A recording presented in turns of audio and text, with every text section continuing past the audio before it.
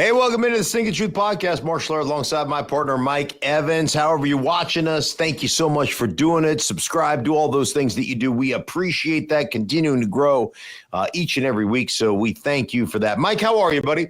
I'm great. We have entered the first part of the offseason that I know you players just love. Franchise tag days. Oh, my gosh. T. Higgins, step right up. You're getting the tag. How do you feel about franchise tags, Mark?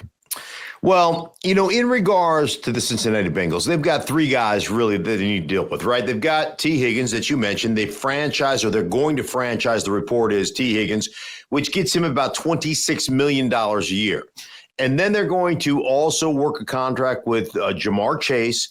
And then they also are talking about Trey Hendrickson, their pass rusher, who was 17 and a half sacks last year, right? The rest of the team, by the way, Trey Hendrickson, 17 and a half sacks. The rest of the team compiled 18 and a half sacks. Everybody else combined. So he is a huge, huge part of that defense. But as far as the franchise tag is concerned, and this will be the second year in a row that T. Higgins has been franchise tagged. And I don't know if you saw his mother on social media basically call them cheap bastards. Selfish bastards. Oh, selfish bastards. Yeah. That's right. Cheap bastards, selfish bastards, 6 of one, half dozen of another. But she's 100% right, because if you're T. Higgins, Mike, I mean, how pissed are you? The franchise tag has turned out to be a punishment, not a reward, but a punishment for NFL players. Why? And they are absolutely pissed about what goes on when it comes to franchise tagging. So you look at where they're at right now. Like, to me, this franchise tag is, for the Cincinnati Bengals, is a way, obviously, to try to keep T. Higgins, right? Or to at least lock him up and then try to trade him. But what it does inside the locker room is horrendous, because inside the locker room, it basically says to every player in that locker room, hey, man, if you do things the right way, if we draft you and you bust your ass and you become a prominent player in the National Football League, you have lots of success, but you're not Joe Burrow or you're not Jamar Chase, if you're not the very best in the business at the position you play, somebody else is going to have to pay you. And dude, that is like, to have that as what you're known for is unacceptable. That is one of those situations that makes nobody want to play for you. And I'll tell you, man, inside a locker room, the players in that locker room are looking at the organization going, you guys are bullshit. You guys are cheap. Ownership is cheap. They don't want to pay or reward the players that do it the right way. So why am I going to do it the right way? Why should I? Or, hey, man, if I play my ass off in this organization, I'm going to have to go somewhere else to get paid. And all you have to do is look at Jermaine Pratt, their middle linebacker, who is one of the best backers in football, one of only 3 guys to have over 140 tackles in the National Football League, asked for a trade. Just a couple of weeks ago, asked for a trade. Why? Because he knows he ain't getting paid by Cincinnati. He knows that that's not how they operate business. Do you know that there hasn't been a player in the history of the Cincinnati Bengals who's been franchise tagged and signed a long-term contract? Okay, great speech, but players agreed to this, Mark. Players agreed to this. This wasn't rammed down their throats. They agreed to this. Yeah, they did. Well, then don't complain about it. Years and years and years ago.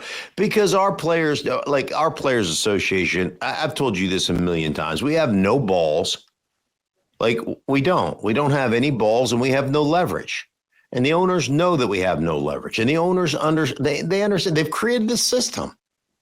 They created a system that essentially keeps the majority of players playing year to year or week to week or however you want to describe it. You know, I call it the 80-20 rule, Mike. The 80-20 rule is this: 20% of the players make 80% of the money, and 80% of the players fight for the 20% that's left over. And so the owners understand what they've created. Look at how they ratified the last collective bargaining agreement. All the big time players said no. All the guys that have financial security and are getting paid, millions and hundreds of millions of dollars said absolutely not. But guess what? Ratification takes 60% of the players? Right. 65, 70% of the players were like, hell yeah, I'm not making any money. So it gets ratified. Yeah. It's the way it works. And so they understand that. So what do?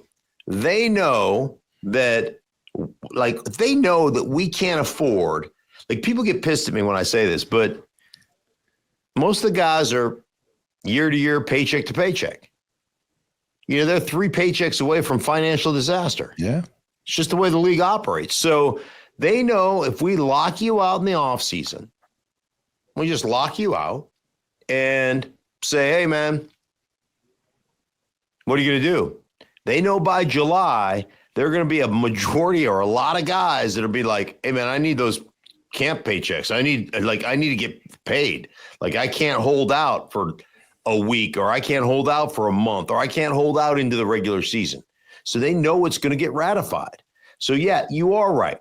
The franchise tag was ratified by the players in the first collective bargaining agreement way back when in 2011 or whatever it was, right? Probably before that. But anyhow, that's where we sit right now. But still, as a franchise, Mike, yes, you've ratified and you use that. But guess what? It's just toxic for your organization. And so you can use it, but ultimately it doesn't serve you well as an organization. But in this case, and we'll move on to some other teams and other topics, but in this case, is this maybe, though, a move that some of the other players, especially on the offensive side of the ball, well, heck, maybe the defensive side as well, it almost feels like Joe Burrow's request/demand was met here when he said, hey, we got to keep our core together. We got to pay these guys. And so Joe Burrow's got to be happy because he knows going into next year, he's going to have Jamar Chase. He's going to have T. Higgins again. And maybe he won't have T. Higgins. T. Higgins ain't going to show up. He's going to show up. No, he won't. Yeah, well, how long has he got? All right, he's got to sit out. What? He's got to sit out.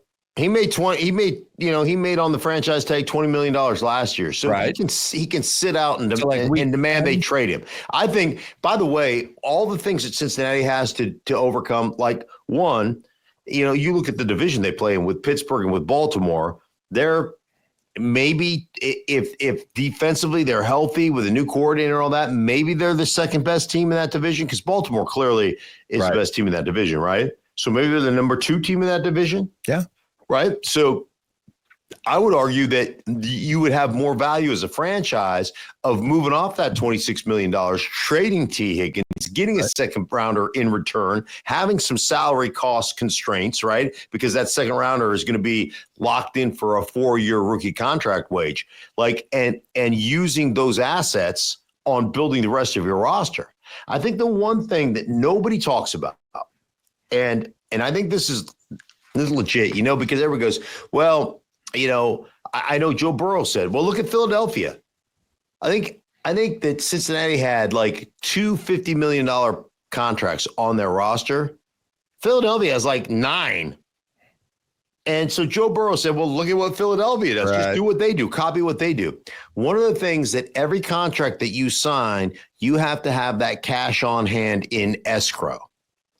Meaning if you're a cash poor organization or you're a family that doesn't, you don't have $700 million in cash sitting in an account, right? Then you can't sign all those big deals. Then you can't do what Philadelphia does.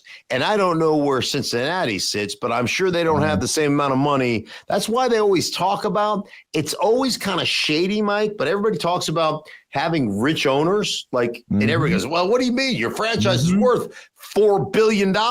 Yeah, but if you don't have the cash on hand, a lot of these things can't get done the way they get done in other cities. Well, just take what we have here in Denver. And we went through an ownership change here a couple of years ago. For years, Pat Bowlen owned the Broncos with amazing success. But then when he passed away, it was developing into kind of like a fight for control of the franchise among his kids, and it ended up being sold. The Walmart Penner, big Walmart money group came in, and I look at the way that they've run things. They are clearly willing to spend money. They have that cash on hand that you're talking about, and had the one of the Bolin kids or family taken over the team, I think you'd be seeing a lot of the same kind of things happening with a team like Cincinnati. They wouldn't have the cash on hand. Yeah. The franchise would be worth billions, but they wouldn't have the cash that you're talking about to be able to go and sign these players. So, yeah, who your owner is matters. Yeah, Big time. I think it's the number one thing when it comes to operating a successful NFL franchise. Is you got to have an owner with deep pockets. Yep. And they what's his Walmart? What's Mr. Greg Walmart's? Greg Penner. Oh, yeah, Rob Walton. Rob Walton. Rob Walton. That guy. We just call him deep pockets. Deep pockets. Deep pockets. Heavy pockets. Big pockets. Big pockets. We're always talking about quarterbacks, right? Quarterbacks always tend to dominate the conversation. What did you make about the Trevor Lawrence to the Steelers rumors that Trevor Lawrence emphatically shot down? Right. Well, one thing I found out, Trevor Lawrence did an interview with Kay Adams and said he has a no trade contract, so a no trade clause in his contract. So he would have known, if they were trying to trade him. If you're Pittsburgh, would you kick the tires on Trevor Lawrence? I certainly would. Trevor Lawrence is that guy that everybody thought was generational talent. Like, we talk about generational talent all the time. Caleb Williams, generational talent. This guy, generational talent. Boy, there's such a big difference between generational talent and great football players, right? Mm-hmm. And Lawrence has had moments where he's been really good. If you go back even to the year before last, remember the Jacksonville Jaguars started at 8-3 and looked like the class of the AFC South. And then they just fell apart, and they've remained kind of in disarray since that time. But he said basically the rumors aren't true, and he wants to win a Super Bowl in Jacksonville. Good luck. And then he said he had no interest in Pittsburgh. Well, when you find out that whole rumor is just a rumor, of course it's easy to say I have no interest in Pittsburgh. But come on, if Pittsburgh came knocking and Jacksonville was up for that trade, you don't think Trevor Lawrence would go, yeah, I'm packing up and going to Pittsburgh? I think, of course you would. I just wonder, where's the rumor come from, Mike? Does Jacksonville put a rumor out there like that just to maybe light a fire? Yeah. Like, where does it come? Like, where does it all of a sudden come from? Because, you and I always talk about on this podcast, where there's smoke, there's fire. Yeah. So all of a sudden, how does something like that happen? Yeah, because it came out of nowhere. Yeah, just out of left field. Right. And, and since it's been debunked, but it has to start somewhere. It just didn't start. Somebody did just go, I don't think anyhow. Maybe this is the way it works. Maybe you're just sitting around and you're like, man, I'm really bored on social media. I think I'll pick a fight. Let me go ahead and just make up a story. Right. But boy, what does that do for your credibility? Zero. Yeah, but doesn't it make sense that that's something that Jacksonville would certainly explore? They signed Trevor Lawrence to a big contract. He has been a disappointment. And maybe you're thinking, hey, if there's a team out there that will take him off our hands and we can get some draft capital coming back the other way, maybe it's something worth exploring or at least floating out there. I guess my question is, has Trevor Lawrence regressed enough to the point where this is who he is? Or do you see him still being able to play back up to the level? Because you're right. When you think about like the quarterbacks that have come out in the draft over the years that were considered can't miss, there's been a small list. Trevor Lawrence, Andrew Luck before that. Mm-hmm. And you probably got to go back to the days of Peyton Manning, and before that, John Elway.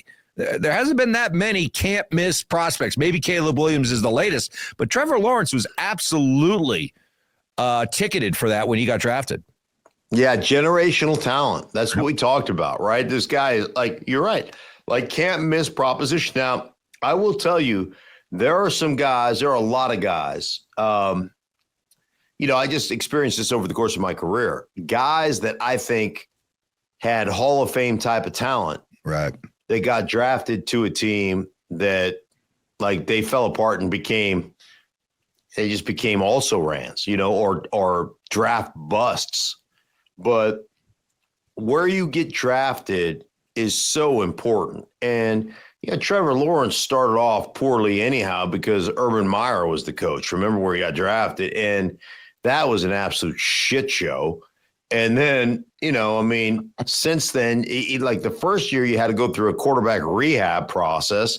Then they get in that playoff game. And I don't know, man, the whole thing just, it does feel like he's regressed here in the last couple of years. And let's face it, Doug Peterson is some type of quarterback whisperer who won a world championship with an also ran guy at the quarterback position in Nick Foles. So, the scrutiny is definitely out there on Trevor Lawrence. While we're talking about quarterbacks in this year's class, I'm curious what you think about Miami quarterback Cam Ward, who, while accepting the Davey O'Brien Award as the nation's top college quarterback, was asked about his draft prospects and throwing at the combine and all of that. And he said, quote, "Okay, you're either going to draft me or you're not. If you don't draft me, that's your fault.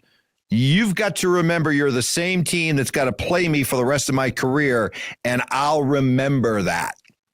How do you feel about a guy who hasn't, as you like to say, put a drop of piss in his NFL bucket yet, coming out and saying, "Hey, let this be a warning. Let this be a warning if you don't draft me"? How do you feel about that? You know what? I feel great about that competitive nature. I love that. But I also feel like you probably ought to keep it to yourself. We never heard that from Tom Brady drafted in the 6th round, who has all those quarterbacks on his wall and the Brady 6, right? So I heard the Brady 6. Somebody mentioned it actually today, the Brady 6, and I thought it was Victoria's Supermodels, but apparently it was 6 guys that were drafted ahead of him. I was like, oh, I thought it was the supermodels that he dated, but but we didn't hear about it after the draft, right? He just put it up in his locker and pinned it up there and then rubs lipstick on his mouth as he looked at it, right? Like he was just all pissed off. It's like Steve Buscemi and but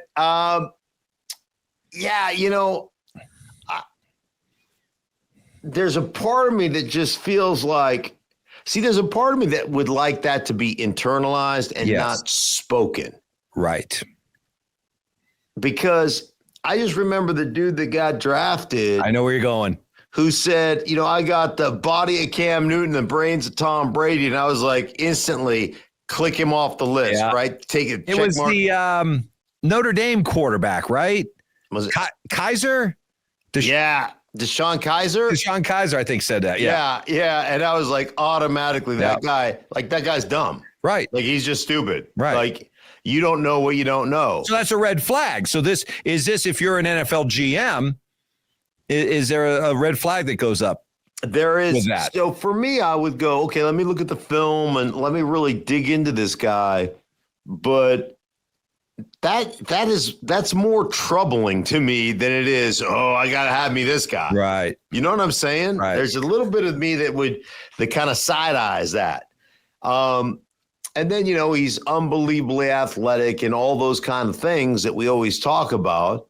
And then I always, in today's NFL, I get so many, like my partner that I work with on television, Danny Parkins, is like, today's NFL, I'd much rather have, he said this, I'd much rather have an athletic quarterback than an accurate quarterback. And I was like, what? Danny. Wrong. Danny. Incorrect. But I understand the appeal of athleticism. You're also the guy that loved Anthony Richardson, right? And said, this guy's going to be, this guy's going to set the league on the plays he can make. But I don't know. I haven't really studied Cam Ward. I haven't watched a lot of Cam Ward. Now I've watched a lot of Shedeur Sanders. Yep. And, the accuracy and his knowledge, the issue that I get into with Shedeur is a lot like I thought about Caleb Williams. 1,001, 1,002, 1,003, the ball's not out, scramble around, and then play sight thrower, right? Play is broken down. Let me go make a play. Are you accurate in those situations? Yeah. but it's not within the context of the way the offense is supposed to flow and to operate. And that always concerns me. But I haven't watched enough of Cam Ward to really have an opinion on that yet. How about Shedeur? Because you got a chance, and full disclosure, you spent a couple of weekends last spring at CU Colorado Buffaloes spring practice with Dion, and you got to watch Dion do his thing. You also got a chance to watch Shedeur Sanders, very polarizing figure out there in college football. His pro prospects, we just got done talking about Cam Ward and his comments. Do they raise any kind of red flag? Is being the son of Dion, is showing the watch, to everybody. A guy who has made millions of dollars already through NIL and college football is. I don't know. Is there a lot that goes into the Shedeur Sanders experience, I guess, that might make teams leery? Oh, yeah. There'll be some teams that'll be leery about that. There's some teams that will embrace it. Yeah. It's really interesting kind of dynamic. Some teams will shy away from it, and some teams will look at it like, wow, this is really good. I had, just my own experience with my own son. Yeah. And then I can't remember, guy was like an all-star pitcher, pitched at California, had did he have diabetes? Yeah, I think he had diabetes. So he had to take insulin shots, or had the insulin thing. And I remember a scout, God, I can't remember the guy's name, but he's a really big time pitcher in Major League Baseball for a long time.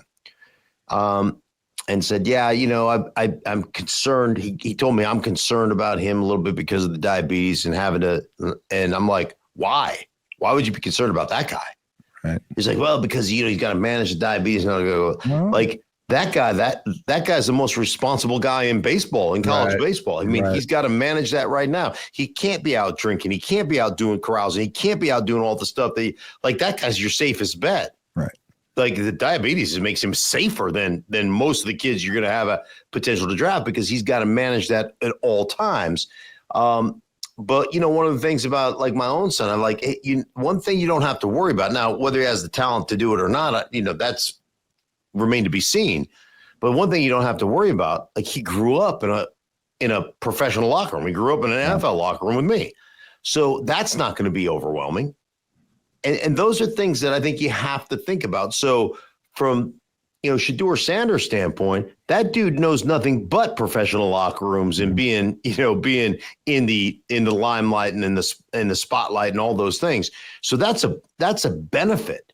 Like, that's a huge benefit. Now, with that comes, some of the superstardom and all that stuff. But that guy's been living that lifestyle. I would think that would be a benefit for you, because there's not going to be a big adjustment to it. He's already had that. I would say this, though. With Shedeur, he's a target, because everybody's going to want to get a taste, right? Mm-hmm. Everybody, like, every team you play, they want to knock that guy down a peg. Mm-hmm. And his father was through it, and everybody wanted to hit Deion Sanders too. Let me just be completely straight with you. Everybody wanted to crush that dude. Now, he was so damn good that you were like, oh, damn, respect, Right. But we'll see about Shedeur. But I would look at Shedeur as more of a positive than I would a negative. What about Deion in all this? Because, again, just a captivating, polarizing figure. I love him, but you played against him, or you played during the time of Deion, and you got a chance to know him. Like I said, you were up at their practices last year. Does he strike you? Because he thoroughly enjoyed coaching his sons. But now that these guys are going to the NFL, do you think that he'll continue to be, for want of a better term, do you think Deion will be an NFL helicopter dad, or will he understand and step back and let Shedeur be his own guy? Yeah, no, I don't think he'll be a helicopter dad. I mean, he's always going to have a unique perspective, because he played. And he not only played, man, he's a Hall of Famer. So he's got a unique voice, a unique perspective, all those things. But he also knows that his son's got to go out there and earn it on merit. And one thing about Shedeur, talking to the offensive coaches, and I not only hung out at practice, but I was actually involved in the meetings. I actually, spoke to the team, addressed the team. I worked with the offensive line.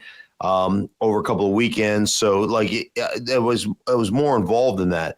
But when you talk to the offensive coaches, the coordinators,